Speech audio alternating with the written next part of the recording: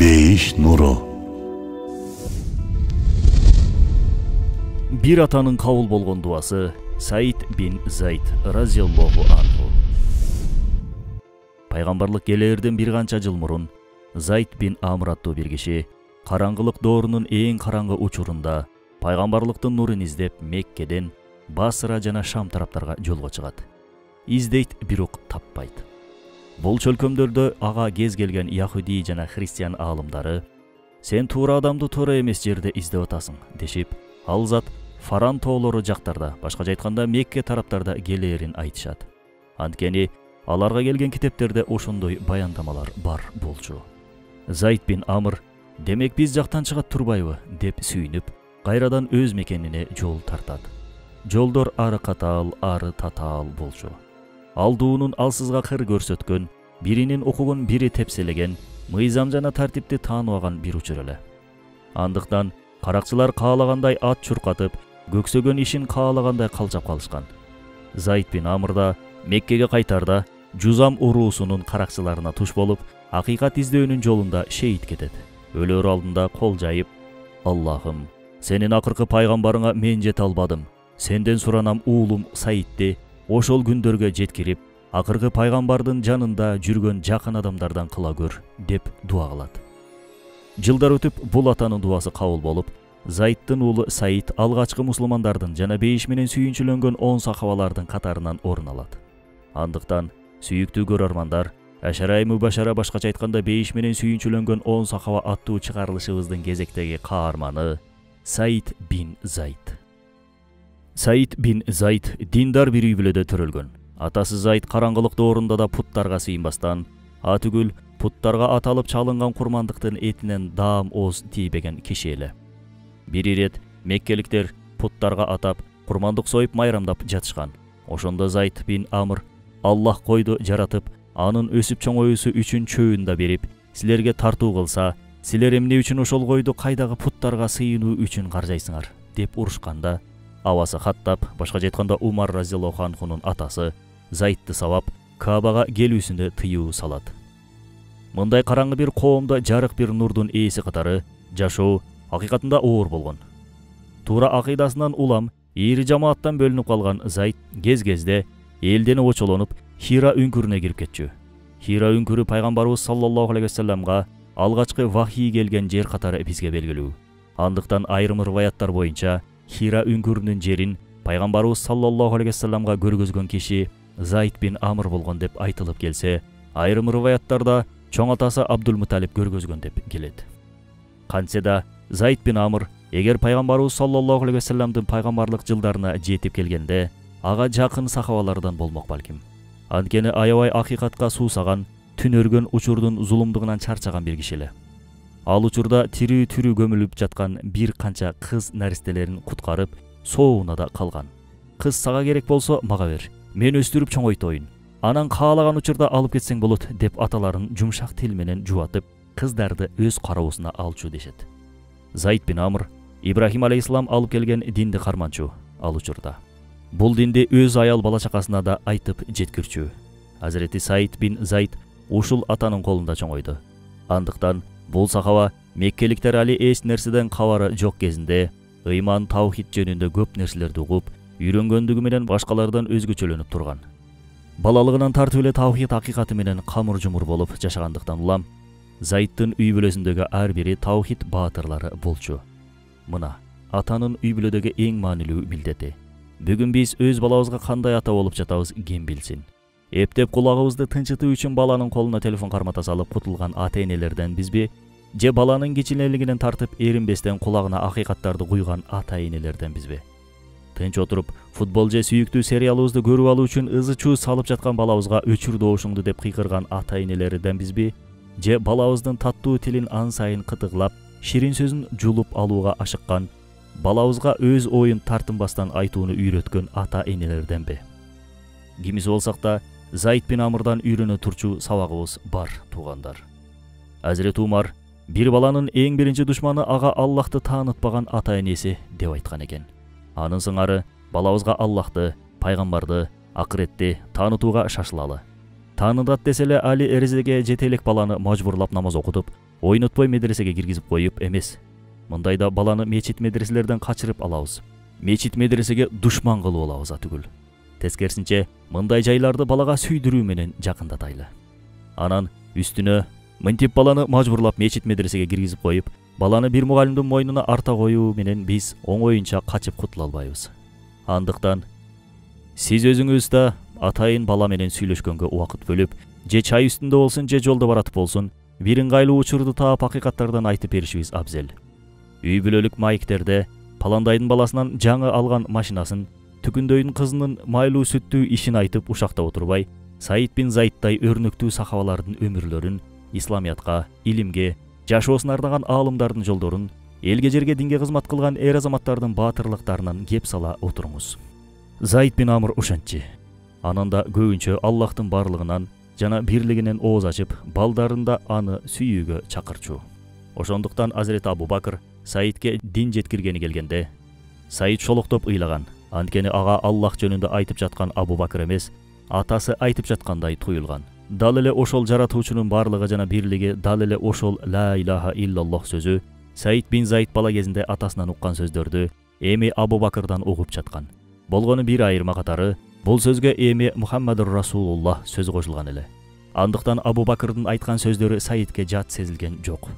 Андыктан экөө чогуу дароо Расулуллахтын жанына барышат. Саид пайгамбарыбыз саллаллаху алейхи вассаламдын алдына алгач келгенде, Расулуллах Саидти «Келе кой, жалгыз өзү Ибрахимдей бир үммөт болгон атанын уулу кел» деп тосуп алат. Саидтин да Аллах элчисин көргөндө оозунан чыккан биринчи сөзү шахадат келмеси болот. Ошондо Азирети Саид бин Заид исламиятты кабыл кылгандардын катарынан 12-чи болуп орун алган. Саид мусулман болгондо болгону 19 жашында болчу. Биз сахаба десе эле 50-60-тан өтүп калган аксакалдарды элестетебиз. Эмесе көпчүлүгү кырчындай жаш жигиттер болушкан. Мына ошондой кандары суюлуп турган кезинде диний өкүмдөргө моюн сунуп, шарияттын сызыгынан чыкпай жашаган инсандар болгоналар. Биз жаштыкта болуп турат деп бүт балайынын себебин жаштыгыбызга шылтап коебуз көбүнчө. Ансыз деле шайтан сени жаштыгыңда азгырат. Каарганда эмнеңе азгырасын. Ошол себептен күнөөлөр менен күрөшүүнүн эң кызуу мезгили жаштыгыбызда болуп өтөт. Биз ошол учурда бул нерсеге көбүрөөк маани беришибиз зарыл. Ошол себептен улуу сахабалардын өмүр таржымалын көп окуп, үйрөнүп, алардын жашоосун туу тутуп жашашыбыз зарыл. Анткени алардын ар бири пайгамбарыбыз саллаллаху алейхи вассалам айткандай өзүнчө бир жылдыз. Айрымдары да Саид бин Заид сыяктуу алтын казык жылдыздарындай жаркырап, жадырап турган. Алтын казык жылдыздарындай жаркын жылдыздардан. Саид бин Заид Расулуллахтын жанында ислам динин кабыл кылышы менен дароо үйүнө келип, аялын, апасын, карындашында мусулман кылган. Карындашы Атика бинти Заид исламияттын баатыр аялдарынан. Азирети Атика тууралуу ошол кезинде ким шейит кеткиси келсе, Атикага үйлөнсүн деген сөз бар болчу ошондо. Анткени эки жолу турмуш куруп, экөөсүндө да күйөөлөрү шейит кетишет. Менин бактым ошондой кара окшойт деген ой менен үмүтсүздүккө түшкөн Атиканы Азирети Умар ошол үмүтсүздүктөн куткаруу максатында өз никесине алат. Көп өтпөй Азирети Умар да шейит кетет. Буга чейин шекшип ойлоп жүргөн болсо, мындан кийин бактынын каралыгына ачык ишине баштаган Атика энебиз ошондо өзүн кара жолтой аялга чыгарып, экинчи турмушка чыкпоону максат коет. Бирок ал учурда азыркыдай шейиттиктен корккон заман эмес, тескерисинче шейиттикке чуркаган бактылуулук кылымы болчу. Ким шейит кетүүнү кааласа Атикага үйлөнсүн деген сөзгө жооп кылып, Азирети Зубайр бин Аввам чыкты. Ал дагы Жамал окуясында шейит кетти. Артынан шейит болуу арзуусу менен Азирети Хасан Атика энебизге үйлөндү. Ал дагы Карбала окуясында шейит болду. Бул окуяда Азирети Атикага да шейиттик шарапаты насип болот. Мына ошентип Азирети Саиддин карындашы Азирети Атика 5 шейиттин аялы болгондугу менен тарыхта наам салган. Азирети Саиддин аялы болсо айтылуу Азирети Умардын карындашы Азирети Фатима бинти Хаттаб. Эсиңиздерде болсо Умар разияллаху анху ушул жубайлардын үйүнө келип, исламиятка болгон пейили жылып, акыйкатка жүздөнгөн. Ал учурда дин Дарул Аркамда жашыруун бир көрүнүштө жайыла баштаган болчу. Бардык сахабалар ушул жерде илимин алышып, жаңы аят жана буйруктар менен таанышышаар эле. Бул жер бардык сахабалардын жолугушкан бир мектеби сыяктуу болгон. Бирок бир гана Азирети Саид бул жерге келе алчу эмес. Себеп Саид бин Заид менен аялы Фатиманын мусулман болгондугун Умар билип калбоосу үчүн бул сырды көпчүлүктөн жашыруу керек эле. Азирети Саид Дарул Аркамга абдан баргысы келчү. Бирок пайгамбарыбыз саллаллаху алейхи вассаламдын анын бул каалоосуна карата уруксаты болгон эмес. Ошондо Саид бин Заид Эх, Умар, эх, атаң атама тарттыргандай сен да мага тарттырат экенсиң да, деп ызаланчу. Бирок диний илимин өркүндөтүп, жаңы түшкөн аяттардын пейизинен куру калбоосу үчүн алардын үйүнө сабак берүүгө Хаббаб бин Арат келип турган. Бул сабак берүү иши 6 жыл бою уланып, акыр аягы Умардын исламиятты кабылдоосу менен жыйынтыкталган. Азирети Умар ошол күнү ачууланып келе жаткан кезде, Азирети Арат бул жубайларга Курандан сабак берип отургандыгын балким эстеген чыгарсыз. Натыйжада Азирети Умардын жүрөгү акыйкатка жибип, ошол күн жеңиш күнү деп аталса, Саиддин үйү да жеңиш үйү аталып калган. Умар бин Хаттаб мусулман болот. Бирок мусулмандарга карата азаптар, кысымдар баары бир токтогон эмес. Ошол кыйынчылык көргөн мусулман үй бүлөлөрүнүн арасында Саиддин үй бүлөсү да болгон. Мусулмандар коомдук басымдын айынан Меккеге батпай Мадинага хижрат кылышат. Пайгамбарыбыз саллаллаху алейхи вассалам Мадинага көчүп баргандан кийин маданияттын пайдубалын кураарда исламий кошуун куруу муктаждыгы келип чыгат. Исламиятты мына ошол аскердик биримдик менен чайышкан. Бирок бул бирдиктен да мурда душмандын абалын иликтеп, айгакчылык кыла турчу кызмат уюму да керек эле. Бул уюмдун башына Азирети Саид менен Азирети Талханын жоопкер катары дайындалышканын буга чейин чыгарылышыбызда айтканбыз. Бул кызматка келе турган киши аскер сымал толугу менен баш ийүүнүн баатыры болуусу керек болгон. Бас деген жака басып, кал деген жерде калып, өл деген жерде өлө турган, өзү үчүн эмес, элдин саламаттыгы үчүн жашаган, сыр сактоого бекем болгон жигиттик сыпаттардын болуусу керек эле. Азирети Саид бин Заид бул кызматка дайындалуусунан эле Расулуллахтын Саидти кандай киши катары тааныгандыгын билсек болот. Аскер сыяктуу бойрукка моюн сунуунун каарманы дедик. Сахаба дегендердин өзү да бир тараптан алганда эң башта ушул сыпатты өзүндө алып жүрүүнүн аты. Аллахтан келген буйрукка үн сөзсүз моюн сунуунун белгиси. Аллах элчиси саллаллаху алейхи вассалам бул дүйнөдөн өткөндөн кийин дайындалган халифаларга да Азирети Саид эң биринчилерден болуп моюн сунгондардан болду. Бул моюн сунуу маселесине да жөнөкөй карабаңыз, элестетиңиз. Бейиш менен сүйүнчүлөнө турган абалыңыз, элдин башын баштап кете турганчалык жөндөмүңүз боло туруп, баш ийүүнүн эмне экендигин билесизби? Башкаруу жөндөмү болбогондуктан улам, баш ийип коюу оңой эле нерсе. Бул башка маселе. Бир адамдын ар бир дене мүчөсү башка, милдети башка, түзүлүшү башка, жайгашкан орду башка, бирок көздөгөн максаты бир болгондой эле, дүйнөлүк жашоодо да башка адамдар болсо дагы бир болуу аң сезимин жана түшүнүгүн коомдук турмушунда, диний кызматында да көрсөтө алуу, бирөө баш болсо текеберленбестен ага баш ийген кол боло алуу эң улуу сыпаттардан. Ошондуктан Азирети Саид, Азирети Абу Бакыр халифа болгондо, мен сенин колуңдагы кылычыңмын, андыктан каалаганыңдай пайдалан деген. Сөздө айтканындай эле амалында да дегенин дегендей көрсөттү Саид бин Заид. Алсак, Азирети Абу Бакырдын доорунда ар жерлерде чыккан көтөрүлүштөрдүн очогуна бир кылыч сымал бийленип барды. Ошондой согуштун жортуулдарынын биринде тагыраагы Византия менен болгон Ямрук салгылашуусунда бир көзүн да шейит кетирди. Кийин Азирети Умардын учурунда да Азирети Умарга биринчилерден болуп бият кылат. Азирети Умардын халифалык доору 10,5 жыл бою уланат. Бул убакта Саид бин Заид да бир дагы мамлекеттик кызматта болгон эмес. Эмесе Азирети Умарга көп жактан туугандыгы болгон. Экөөсүнүн уруусу бир болгону аз келгенсип, бири-бири менен сөөктөшүп, бири-биринин карындаштарына үйлөнүшөт. Алар бири-бирине ары тууган, ары күйөөла, ары кайынага болушкан. Биздин мындай жакын туугандыгыбыз мамлекеттик жетекчилик орунга келип калса, биз эмне кылмакпыз? Мен баланчанын баласы, түкүнчөнүн агасы болом деп, күзүрлөнө ар жерде кыр көрсөткөн, чыр чыгарган окуяларды күнүмдүк жашоодо көп эле көрүп жүрбөйбүзбү? Президенттин жээни министрдин баласы болуудан кадыр барк тапкысы келген мындай адамдар, менимче, Азирети Саид бин Заидти түшүнө албаса керек. Бул инсан 10,5 жыл бою бир макам мансап сурап халифанын эшигин какпады. Сураса да Азирети Умар бербейт эле.